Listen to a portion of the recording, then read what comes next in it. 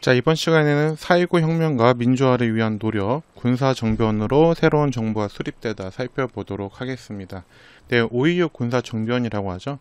선생님 어렸을 때 봤던 책에는 5.26 군사혁명이라고 했지만 역사적 평가가 다시 내려졌습니다. 그래서 이제 쿠데타, 쿠데타라는 것은 군사정변과 같은 말인데요. 이제 불법적으로 이제 군대를 동원해서 불법적으로 권력을 찬탈한 행위를 쿠데타라고 얘기하죠.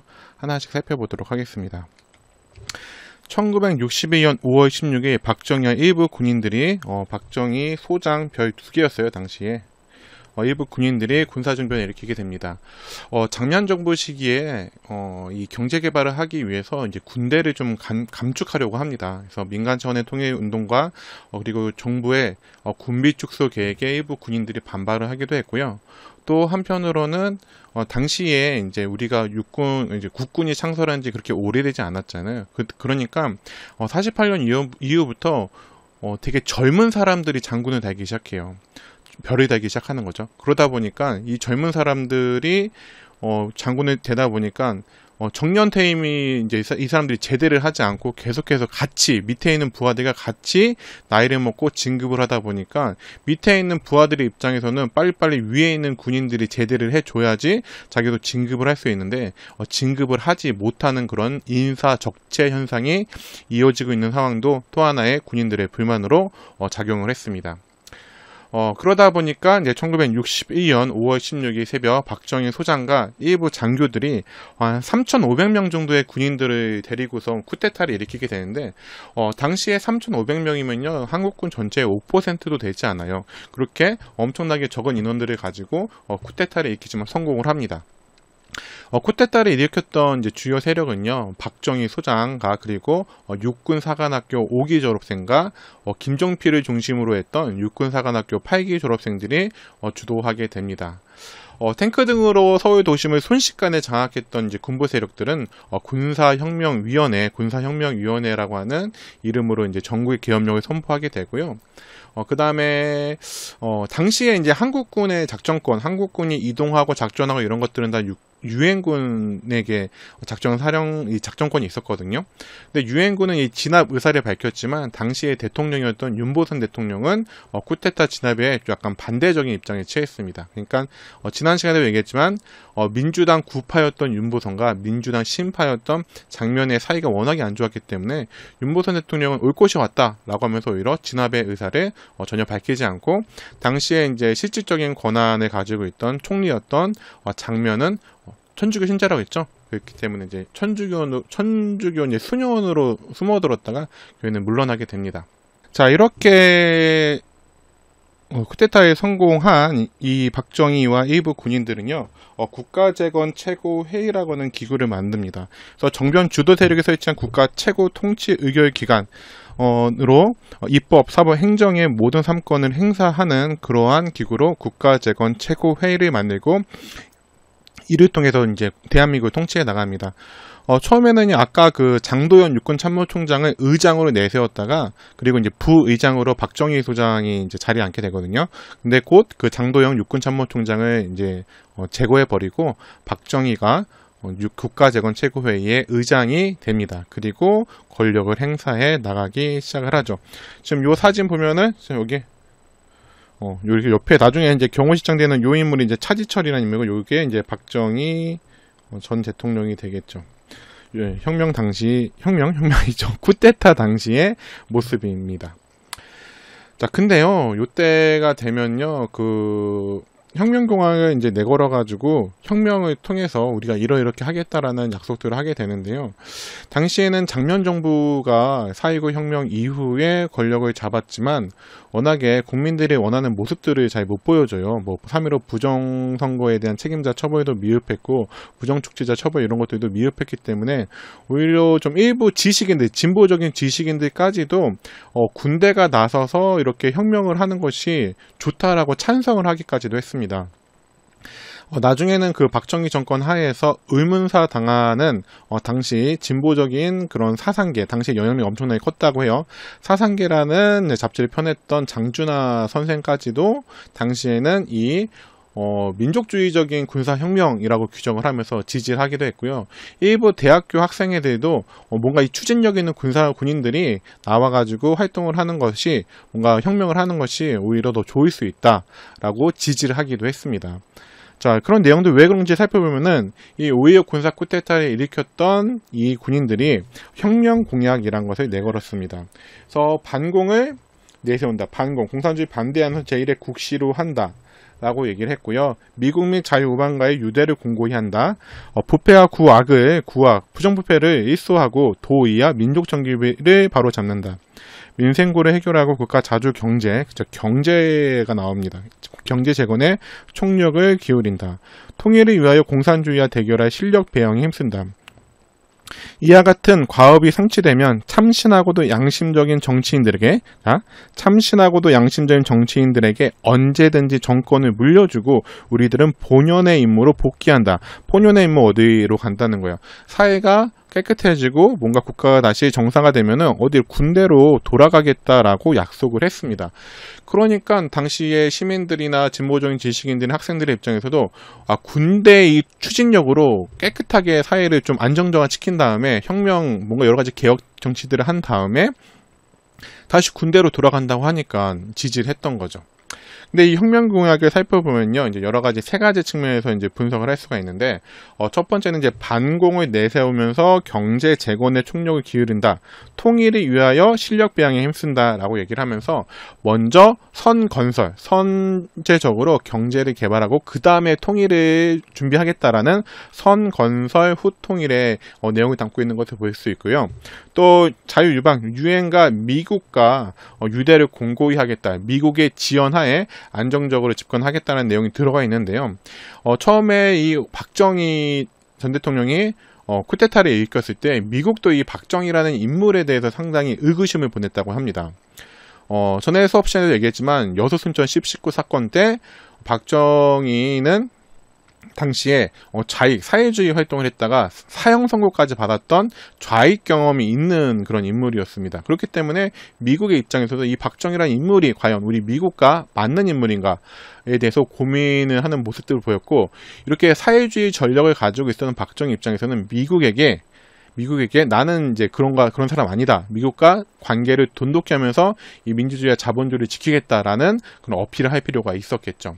자, 그리고 마지막에 중요한 것은 정권 이양을 하겠다. 이와 같은 과업, 성명이 성공하면은 참신하고 양심적인 정치인들에게 언제든지 정권을 물려주고 군대로 복귀하겠다라고 얘기했지만, 이건 다시 생각해 보면은 참신하고도 양심적인 정치인들이 없다라면은 정권을 이양하지 않을 수 있다라고도 해석할 수 있는 부분입니다. 결국에는 이 6번 조항은요, 수정됩니다. 이와 같은 우리의 과업을 조속히 성취하고 새로운 민주공화국의 굳건한 토대를 이룩하기 위하여 우리는 몸과 마음을 바쳐 최선의 노력을 경주한다. 이렇게 되죠. 그러니까 복귀한다라는 이 말이 없어져 버리게 됩니다. 자, 그리고 국가재건 최고회의에서 이제 군인들이 정치하니까 군정이라고 할 수 있겠죠. 군정을 시행하게 됩니다. 어쨌든 일정 부분 국민들의 원하는 부분들의 민심에 부응하는 조치들을 하게 되는데요. 자, 사회통제 강화, 정치활동 금지, 정치정화법을 통해서 구정치인들의 정치활동을 이제 일단 금지를 시키게 됩니다. 그리고 언론을 통제하죠. 아까 보면은 5.16 쿠데타가 일어나던 그 밤에 뭔가 육군 본부도 장악하고 하지만 방송국도 장악을 해서 왜 방송국을 통해서 이 쿠데타가 혁명이고 왜 혁명 일으키는지를 이 언론을 장악해야지 국민들에게 어쨌든 정당성을 부여할 수 있는 그런 홍보를 할 수 있잖아요. 그렇기 때문에 언론 동안 장악을 하게 되는 거죠. 자, 그리고 부정축제자와 폭력배를 처벌하겠다. 부정축제자, 그러니까 여러 가지 부정부패를 통해서 돈을 많이 번 사람들, 그리고 3.15 부정선거, 그리고 4.19 혁명 때도 보면은 당시에 이승만 정부와 결탁되어 있던 깡패들이 많이 등장해서 학생과 시민들을 괴롭히기도 했죠. 특히 이제 고려대시가 돌아가던 길에 그 깡패들의 습격을 받기도 했었죠. 자, 그러한 이제 폭력배들을, 정치권과 연결되어 있는 폭력배들을 처벌하겠다라는 부분들은 뭔가 이 시민들로부터 뭔가 호응을 받을 수 있는 그런 모습이라고 볼 수도 있었겠죠. 자, 그리고 민생안정책으로 농어민 부채 탐관, 당시에 이제 고리채라고 하는데, 농촌과 어민들이 여러 가지 어려움 때문에 빚에 지게 되는데 이자가 너무 높았어요. 그 이자가 높은 고율의 이자들을 탕감해주는 조치를 통해서 이제 민심을 얻기 위한 노력들을 하는 거죠. 자, 그래서 뭐 요까지 살펴보면은 부정축제자, 폭력배 처벌, 농어민 부채 탕감 정치 이런 것들을 통해서 민심을 얻기 위해 노력을 하죠. 그래서 정치 세력과 결탁한 재벌들을 구속하겠다라고 얘기를 했죠. 하지만 이거는 그냥 용두사미에 지나지 않았어요. 이렇게 얘기했지만 실제로 제대로 이루어지지 않았거든요. 그러니까 부정축제를 통해서 재벌 엄청나게 부자가 된 사람들이 일단 잡아들이긴 했지만 나중에 다 풀어져요. 이렇게 쌓은 재산을 경제 개발을 위한 전략에 사용한다라는 약속을 받고 다 풀어주게 됩니다. 그렇게 되면서 이제 면죄부를 오히려 얻게 되고요. 한편으로 여기 밑에 있는 사진이 있죠. 정치 깡패 중에 되게 유명했던 인물이 이정재라는 인물이 있어요. 이정재라는 인물을 앞장 세워가지고 나는 깡패입니다. 국민의 심판을 받겠습니다. 퍼레이드를 벌였죠. 그러니까 이런 것도 어떤 이벤트죠. 우리 군인들은 이렇게 사회 악, 잘못된 사람들을 처벌한다라고 하는 뭐 대표적인 이벤트성의 이미지 정치를 하는 모습이라고 볼 수 있겠습니다. 근데 이쪽에는 이제 처벌당합니다. 자, 그리고 나서는요, 좀 약속과 달라지기 시작합니다. 아까 약속 보면은, 그렇죠. 복귀할 준비를 갖춘다 했지만 복귀하지 않고 헌법을 개정해요. 5차, 벌써 5번째 헌법 개정입니다. 첫 번째 헌법 개정은 1952년에 발췌기원이었고, 두 번째는 그렇죠 4.4 5.입기원, 그리고 세 번째와 네 번째는 4.19 혁명 이후에 두 번의 헌법 개정이 있었고 벌써 5번째. 지금 내각 책임제 상황이죠. 아직 윤보선 대통령이 물러나지는 않은 상황이에요. 윤보선 대통령은 오히려 약간 이 쿠데타를 약간 지지하는 그런 느낌이 있었잖아요. 그래서 헌법을 개정해서 대통령 중심제, 내각 책임제에서 다시 대통령 중심제로 바꾸고 국회를 참의원 민의원의 양원제였죠. 4.19 혁명 이후에. 근데 이걸 다시 국회 단원제 국회를 하나로 하는 국회 단원제로 바꾼 상태의 헌법 5차 개정이 있습니다. 헌법이 1948년에 만들어진 지 15년 정도밖에 안 됐는데 벌써 5번의 개정이 이루어집니다. 이렇게 헌법을 개정한 다음에 중앙정보부를 창설합니다. 중앙정보부. 지금은 이제 국가정보원이죠. 중앙정보부가 나중에 이름이 안전기획부로 바뀌었다가 이름이 지금은 국가정보원으로 바뀌는 우리나라 대표적인 정보기관입니다. 그럼 이 중앙정보부는 왜 만들어지게 되느냐? 당시에 이제 김종필, 당시에 거의 2인자라고 불리는 김종필이 준비해서 창설하게 되는데요. 국가적인 정보뿐 아니라 개인의 정보까지 독점할 수 있는 능력이 있었어요. 그래서 이 중앙정보부를 만들고 이 중앙정보부가 비밀리에 이 군사정보, 박정희의 여당인 민주공화당, 이 민주공화당을 창달하는 준비 작업들을 하게 됩니다. 그리고 나서 이제 중앙정보부는 정말 무소불위 엄청난 권력을 누리게 되는데요. 실제로 이 박정희 군사정권 하에서는 중앙정보부장이 늘 거의 2인자의 대통령 다음 가는 권력을 차지했던 자리가 바로 중앙정보부입니다. 중앙정보부는 어쨌든 우리나라 분단 상황 속에서 국가 안보를 위해 만들어진 조직이라는 그런 명분을 가지고 있었지만 실질적으로는 국가 안보보다는 정권을 유지하기 위한 독재 정권의 정권을 유지하기 위한 수단으로 이용된 것이 바로 중앙정보부입니다. 자, 그래서 중앙정보부를 중심으로 해가지고 민주공화당을 창당하고요. 그 다음에 박정희 대통령은 자기 어깨에다가 별 4개, 원래는 쿠데타를 했기 때문에 별 2개였죠. 별 4개를 달고선 대장으로 전역하고선 대통령 선거에 출마해서 대통령에 당선이 되게 되죠. 이렇게 중앙정보부의 모습을 좀 살펴봤고요. 자, 5대 대통령 선거를 한번 보도록 하겠습니다. 이렇게 아까 이제 헌법을 개정하고 대통령 중심제로 헌법을 개정하고 그 다음에 그렇죠. 중앙정보부를 창설한 다음에 민주공화당까지 창당했던 이제 박정희는 5대 대통령 선거에 출마하게 됩니다. 이 5대 대통령 선거에 출마해가지고 윤보선 이제 후보를 이제 윤보선 후보와 대결해가지고 결국에는 대통령에 당선이 되게 되죠.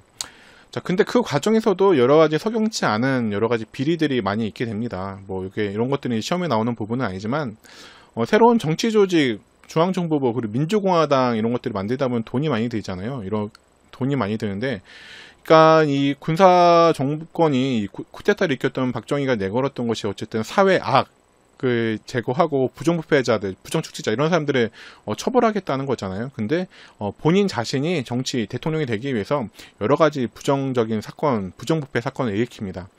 뭐 첫 번째로 이제 정치 자금을 조성하기 위해서, 정치하는데 워낙에 돈이 많이 들잖아요. 정치 자금을 조성하기 위해서 크게 네 가지 사건을 일으키는데요. 첫 번째는 이제 주식 시장을 조작해서 자금을 만드는 증권 파동이라는 걸 일으키고요. 두 번째는 일본의 도박 기구인 빠찡코 알죠? 이렇게 땡기는 거. 요거를 도입하는 과정에서 여러 이제 사람들에게 특혜를 주고 탈세 하는 방법으로 자금을 조성했던 사건이 있고요. 또 하나는 일본으로부터 자동차를 수입하는 과정에서 정치 자금을 만든 새나라 자동차 사건이라든지 워커힐 호텔 있죠. 서울에 지금의 워커힐 호텔이 있는데 이 워커힐 호텔은 원래 미군들의 휴양지로 만든 거예요. 당시 주한미군들이 이제 휴가를 받으면은 우리나라에도 놀 데가 없으니까 일본으로 많이 간 거예요. 일본으로 많이 놀러 갔다 왔거든요. 그러니까 우리나라에서도 이 미군들이 쉴 수 있는 휴양지를 만들자라고 해서 서울의 그 광진구에 있는 워커힐 호텔을 만들게 되는데 이 호텔을 건축하는 과정에서 부정이 개입해서 또 워커힐 사건 이런 방법들을 통해서 이제 정치 자금을 만들게 됩니다. 그러니까 개혁하겠다, 혁명 일으키겠다고 얘기했지만 거기는 본인도 여러 가지 이런 부정축제 방법을 통해서 정치 자금을 조성하는 부정부패를 저지르게 됐던 거죠. 나중에는요, 뭐 이 사건을 조종한 혐의로 이제 김종필, 중앙정보부장 김종필이 약간 이제 비난을 받고 외유를 떠나게 되는데 이게 모든 것들이 김종필을 위한 거였겠어요? 아니죠. 박정희를 위한 거였던 거죠. 이 1963년 5월 대통령 선거, 5대 대통령 선거는요, 윤보선, 이제 기존의 대통령이었던, 윤보선을 제치고 대통령이 당선됐지만, 이때까지만 해도, 보면은 그렇게 엄청난 이제 표가 차이가 나진 않아요. 10만 표 정도 차이로 승리를 했다고 해요. 10만 표 정도니까 많이 난 거 아니죠. 윤보선 진영에서는요, 이 선거에 나서가지고, 박정희가 여순사건, 여수순천 10.19 사건으로 인해서 사형 선고를 받고, 그 다음 이제 나중에 사면됐다는 것을 언급하면서 색깔론을 펼치게 되죠. 색깔론을 펼치게 되고요. 이제 사회주의자와 연관되어 있다라고, 당시 워낙에 이제 반공이 강한 분위기니까, 그리고 나서, 투표를 했지만 이제 10만 표 차이로 이제 결국에는 승리를 거두게 됩니다. 아무래도 이제 군부가 권력을 장악하고 있었기 때문에 아무래도 선거를 좀 유리하게 끌고 갈 수 있었겠죠.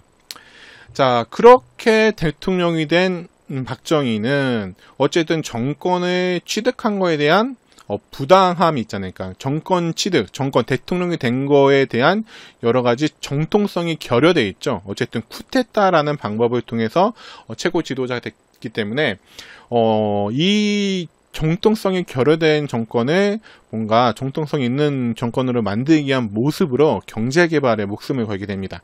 내가 잘 먹고 잘 살게 해줄게 라는 이제 노력을 하게 되는 거죠. 자, 그러려면 경제개발을 하려고 하면은 이 종잣돈이 필요하죠. 공장도 세우고 도로도 놓고 뭔가 유통을 할 수 있는 여러 가지 시스템을 만들려면 돈이 필요하단 말이에요. 그렇기 때문에 경제개발을 위한 자금을 마련하기 위한 노력을 합니다. 첫 번째는요, 한일 국교 정상화 툴을 통해서 여러 가지 필요한 자금들을 마련하게 되는데요. 이승만 정부에서는 이승만 정부에서부터 한일 국교 정상화에 대한 여러 가지 논의들이 오갑니다. 왜냐하면 미국의 입장에서는 한국과 미국과 일본이 같이 연합을 해가지고 공산주의 확대를 막아야 되는데 지금 동아시아에서 한국과 일본의 사이가 너무 안 좋단 말이에요. 당연히 안 좋을 수밖에 없겠죠. 왜냐하면 한국이 일본에 오랜 시간 동안에 무엇을 받았어요? 그렇죠. 식민 지배를 받았기 때문에 사이가 안 좋았어요.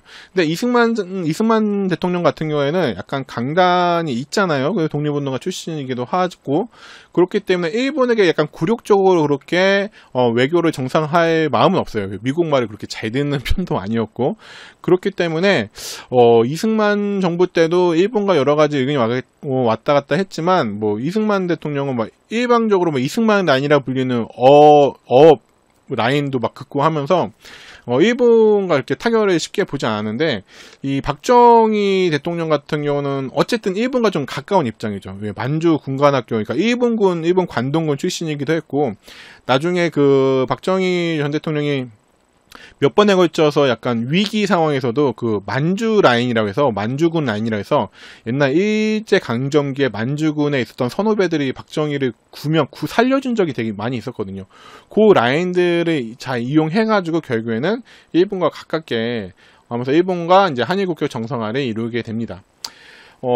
배경에는요, 미국이 한일 안보 협력 체계 강화를 요구합니다. 그러니까 한미일이 연합해야 되는데 빨리 니네 다시 친해져라고 요구하는데, 당시에 박정희로서는 어쨌든 미국의 절대적인 지지가 필요했기 때문에 미국의 말을 어길 수는 없는 상황이었겠죠. 자, 그래서 미국의 지지 필요했던 박정희가 한일 국교 정상화를 하게 된 하나의 배경이고요. 또 하나는 경제 발전 자금, 일본으로부터 지원을 받아서 경제 발전을 위한 자금을 조달하기 위한 목표도 있었습니다. 자, 그래가지고 1962년에 당시에 중앙정보부 김종필가 일본의 외무부 장관이었던 오이라, 외교상이었던 오이라 간의 비밀회담이 실시가 됩니다. 그래서 일본이 경제협력 자금으로 무상 3억, 유상 2억, 민간 차관 1억 달러, 총 6억 달러죠. 3억 달러 같은 경우는 그냥 주는 거고요. 유상 2억, 민간 차관 이거는 나중에 갚아야 되는 돈이 되겠죠. 자, 그렇게 해서 이제 무상으로 3억 달러를 10년에 걸쳐서 우리나라에게 주게 되고, 경제협력 명목으로 정부 간의 차관은 빌려주는 거죠. 2억 달러, 연 이자 3.5%로 이렇게 들어오게 됩니다. 자, 근데 이 김종필 오이라 비밀회담이라고 하죠. 그래서 요거를 김종필 오이라 메모라고 하는 게 바로 요 문서인데요. 비밀리에 졸속으로 하다 보니까 뭔가 제대로도 없이 이런 메모장 하나에다가 협의된 내용들을 이렇게 작성하게 됩니다. 그래서 김종필 오이라 메모라는 것들이 작성이 되죠. 자, 근데 이제 여러 가지 문제들이 생기게 됩니다. 어떤 문제들이 있냐?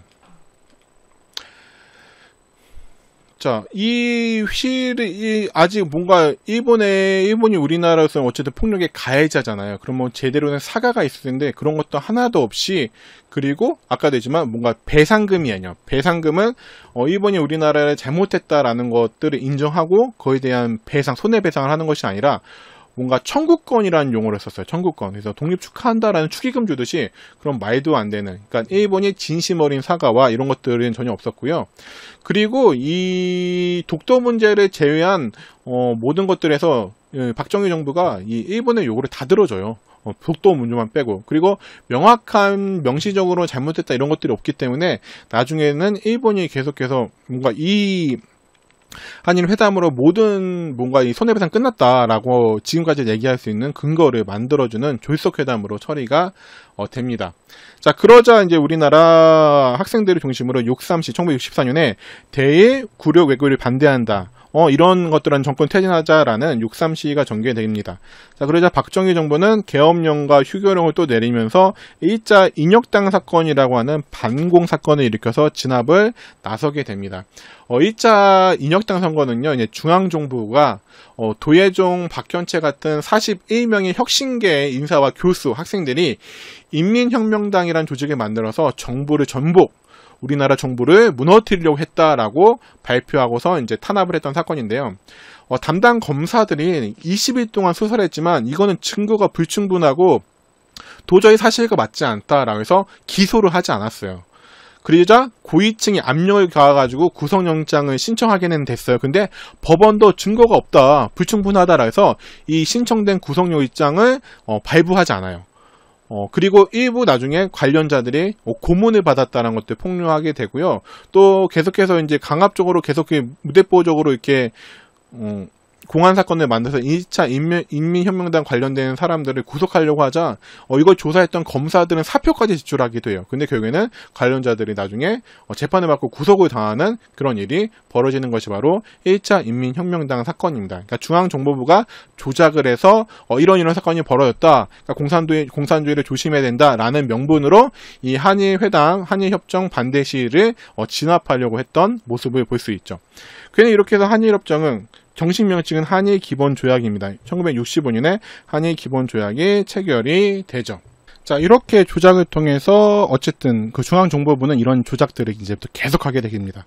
자, 한일협정 보면요, 양체약 당사국 간의 외교 및 영서관계를 수립한다. 이제 외교관계를 맺는다는 거죠. 양체약 당사국 간의 대사급 외교사절을 지체 없이 교환한다. 대사 외교관이죠. 1910년 8월 22일 및 그 이전의 대한제국과 대일본 제국 간에 체결된 모든 조약 및 협정이 이미 무효임을 확인한다. 근데 이게요, 나중에는 약간 한국과 일본 간에 해석하는 데 좀 차이가 생깁니다. 한국은 원래 무효였다라고 주장을 하는 반면에 일본은 1945년 8월 15일 일본이 패망함으로써 무효가 된 거다. 뭐 이런 주장의 차이가 좀 생기게 되고요. 뭐 이런 내용의 한일 기본 조약이 체결되고요. 한일에 대한 반대 시위도 있었죠. 아까 6.3 시위 같은 것들이 있었는데, 자, 일본의 예속으로 직행하는 매국의 한일 굴욕회담을 전면 중지하라. 농민, 노동자, 소시민의 피눈물을 밟고 서서 홀로 살쪄가는 맥판성 악덕 재벌을 처형하고 몰수하라. 그러니까 이런 북조정 숙제자들을 처벌하겠다 했지만 이제 전혀 이루어지지 않았던 부분들이 있는 거죠. 5월 군사정부는 5.16 이래 부정부패, 독선, 무능, 국악의 경제난, 민족 분열, 굴욕자 한일에 대한 역사적 범죄를 자인하고 국민의 심판에 붙이라. 이런 주장을 내걸고 한일 회담 반대 시위가 있게 됩니다. 자, 이 한일 국교 정상화의 문제점 아까도 얘기했지만 일본이 정식적으로 식민지 지배에 대한 사과 언급이 전혀 되지 않았습니다. 그리고 지금까지도 어쨌든 전혀 사과하지 않고 있죠. 그리고 일본군 위안부 피해자나 원폭 피해자 등에 대한 배상 문제, 그 독도 문제 등에 대해서는 정확하게 언급하지 않았기 때문에 그저 돈을 받아오는데 급급했던 그러한 한일 회담이 지금까지도 한일 외교 관계의 문제점으로 남고 있죠. 자, 그 다음은 베트남 파병입니다. 베트남 파병. 미국의 베트남 파병 요청이 있었지만, 그 이전부터 아직 대통령 되기 전에 국가재건 최고회의 의장의 자격으로 미국을 방문했던 박정희가 당시 미국 케네디 대통령한테 우리가 이렇게 베트남에 군대를 파병할 수 있다라고 제의를 먼저 하기도 했어요. 왜 그러냐면은 박정희로서는 어쨌든 미국의 환심을 사야 되기 때문에 그리고 이때는 이제 아직 미국도 공식적으로 베트남에 파병을 하지는 않은 상태이기 때문에 파병이라 이런 요구를 하지 않았지만 미국도 이때부터 좀 염두에 두기 시작했다고 합니다. 왜냐면은 당시 한국군은 6.25 전쟁으로 풍부한 전투 경험을 갖고 있는 그런 군대잖아요. 그러니까 파병하는 것을 좀 염두에 두고 있었던 것 같습니다. 그러다가 나중에 이제 케네디 대통령이 암살당하고 나서 그 다음에 이제 존슨 행정부가 들어서고 나서는 박정희하고 이제 짝짝꿍이 잘 맞아서 베트남 파병을 요청하게 되죠. 그래서 9년간 약 34만 명 정도가 연간 34만 명 총합해서 미국에 파병이 됩니다. 자, 박정희 정부는 경제개발 추진 등을 목적으로 국군을 파병했고, 여기 이제 파병 행사죠. 맹호부대가 파견되고 있는 맹호부대는 지금의 이제 수도 기계화 사단인데요. 파병되는 모습입니다. 근데 박정희는요, 이제 우리가 파병을 하지 않으면은 주한미군이 베트남으로 갈 수 있다. 그럼 우리 주한미군의 그런 공백을 메울 수 없기 때문에 파병을 우리가 하는 것이 낫다라는 이야기도 내걸기도 했지만 그는 이제 경제개발 자금을 만드는 것이 목적이었죠. 그에 따라서 브라운 각서라는 것이 체결됩니다. 브라운 각서. 이제 브라운이라는 미국 관리랑 맺은 문서죠. 한국의 베트남 파병에 대한 미국의 보상 조치를 명문화한 겁니다. 그래서 차관 미국이 돈을 빌려주겠다. 우리 국군 무기 그렇게 좋지 않았단 말이에요. 근데 미군이 쓰는 그런 무기들.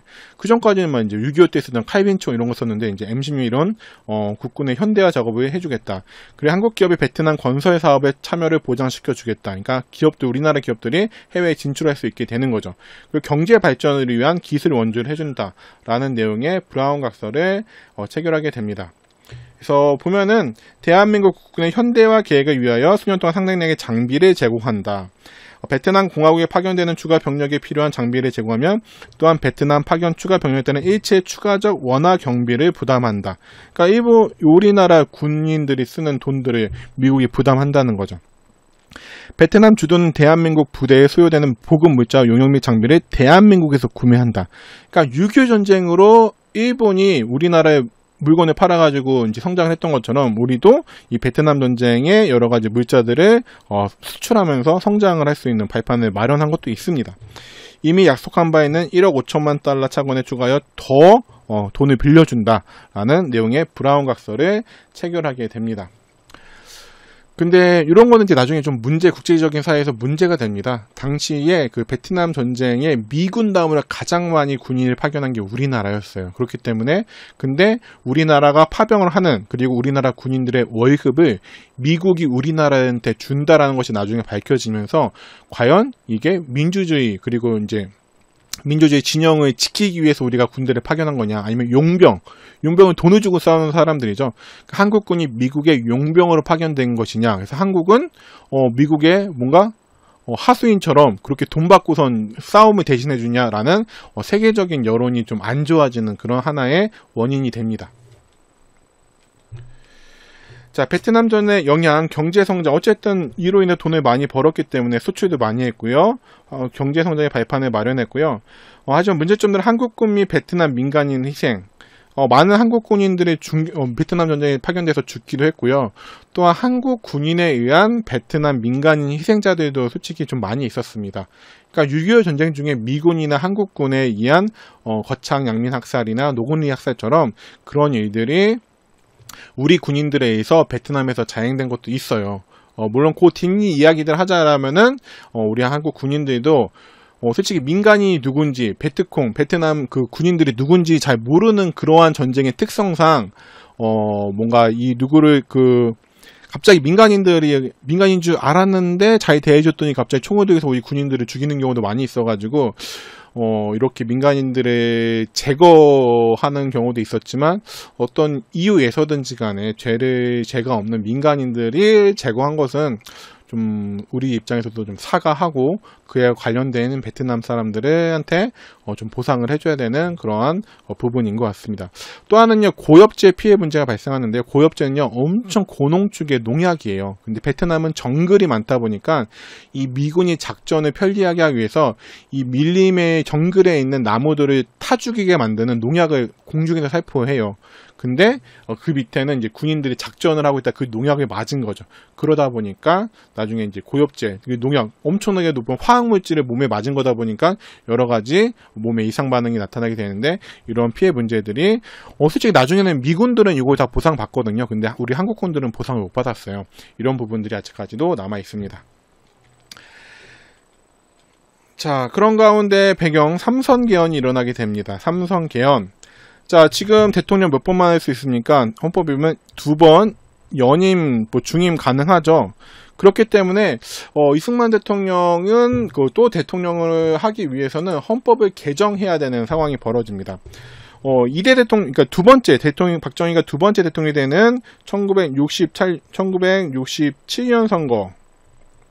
1967년 선거에서도 어쨌든 박정희가 두 번째 대통령이 당선이 됩니다. 그때는 연평균 7.1%의 성장률을 내걸었지만 6.7%에 달하는 초과 성장으로 뭔가 어쨌든 그래도 경제가 좀 좋아지네라는 그런 인기 때문에 박정희는 이제 50.4%, 윤보선 후보는 41%로 어쨌든 10% 차이로 박정희 대통령이 두 번째 대통령이 당선이 된 적이 있어요. 67년에.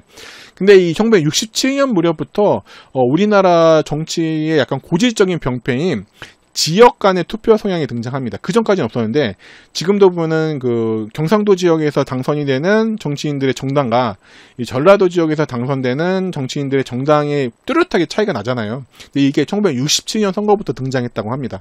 왜냐하면은 경제 개발로 인해서 공업화된 지역들 되게 울산이나 부산 같은 경상도, 영남 지역에 집중되잖아요. 그러다 보니까 거기에 대한 불만을 품은 전라도 지역과 경상도 지역에 대한 지역별 표자가 조금씩 등장하기 시작하는 것이 바로 1967년이 되겠습니다. 자, 근데 이제 다음에 선거가 이제 있게 되는데 다음에 1971년에 선거가 있죠. 근데 이때는 이미 2번, 2번 연임에 걸려가지고 박정희로서는 이제 세 번째 대통령 선거란 말이야. 세 번째 대통령 선거 나갈 수가 없잖아요. 그렇기 위해서는 헌법을 고쳐야 했습니다. 그래서 헌법을 고치기 위해서 이제 삼선 개헌이란 걸 하게 되는데요. 자, 당시에 또 상황이 특수했어요. 1968년, 이 사건은 1968년에 있었던 사건인데, 1968년에 북한이 우리나라에게 되게 도발을 많이 합니다. 이건 약간 베트남전하고도 관련이 있는데요. 이게 베트남, 어쨌든 이제, 베트남 같은 사회주의 국가였던 북한의 입장에서는 한국군을 더 이상 베트남으로 파병하지 못하게 하기 위해서 우리나라 안에서 북한이 도발을 해주면은 군대를 더 베트남으로 보내기가 약간 부담스러울 거 아니에요. 그러다 보니까 다수의 북한 도발 사건이 발생하는데요. 1968년 1월 1.22 사태라고 하는데 김심조를 비롯한 일당들이 청와대 부근까지 북한 무장공비들이 청와대에 와서 박정희의 목을 따겠다 하면서 청와대 근처까지 습격하는 1.22 사건, 일명 김신조 사건이 발생하기도 하고요. 또 이제 1968년에 푸에블로라고 미국 정보함이야. 미국 이제 밴데 여러 가지 첩보 정보들 수집하는 배가 동해상에서 잡혀 이제 북한에게 납치가 돼가지고 원산에 이제 억류되는 일도 벌어졌고요. 10월 말에는 무장공비들, 북한이 의칭과 삼척 지역에 무장공비 수백 명을 파견하는 그런 일들도 있었습니다. 그 다음에는 미국의 정찰기가 북한에 의해서 이제 추락하는 그런 일들도 있었죠. 자, 그러면서 이제 반공 정책을 더 강화하게 되고요. 향토 예비군도 창설하고 군사교육도 실시하고 주민등록제를 강화해. 왜냐면은 우리나라 안에서 누가 우리나라 주민인지 아닌지 뭔가 간첩들을 잡아내고 이러기 위해서는 뭔가 우리나라 국민들의 파악을 더 확실하게 해야 될 필요가 있다라고 해서 주민등록제고 주민등록증을 이때부터 발급하기 시작하고 국민교육헌장 발표하면서 뭔가 국가에 의한 교육이 더 강화되는 모습들을 보이기 시작합니다. 자, 그러면서 이런 것들에서 반공을 강화하고 지속적으로 경제가 발전하기 위해서는 헌법을 개정해서 박정희가 한 번 더 대통령을 해야 된다라는 명분을 만들고 헌법을 개정합니다. 이게 삼선개헌이죠. 삼선개헌. 그래서 대통령의 3회 연임 장기 집권을 허용하는 개헌안을 야당의 반대를 무릅쓰고 통과를 시킵니다. 삼선개헌을 하게 되죠. 그래서 이제 삼선 개헌을 하기 위해서 중앙정보부에서 또 나서요. 그래서 정치 공작으로 다 야당이었던 신민당 의원들 3명. 왜냐면은 이제 헌법을 고치기 위해서는 3분의 2가 필요하잖아요. 그런 작업들을 해요.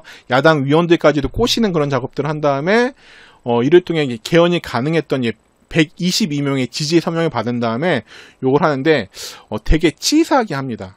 그러니까 야당 국회의원들이 반대할 건 뻔하니까 새벽에 1969년 9월 4일 새벽에 국회 제3별관에 모여서 몰래 야당 의원들 없이 2분 만에 투표를 해버려요. 그래서 찬성 122, 반대 0으로 이 개헌안을 통과시키게 됩니다. 야밤에 날치기 통과라고 하죠.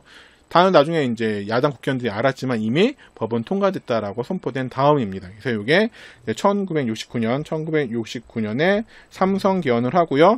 그다음에 1972년 7대 대통령 선거에서 박정희가 당선이 되게 됩니다. 이때 3대 대통령 선거에서는요.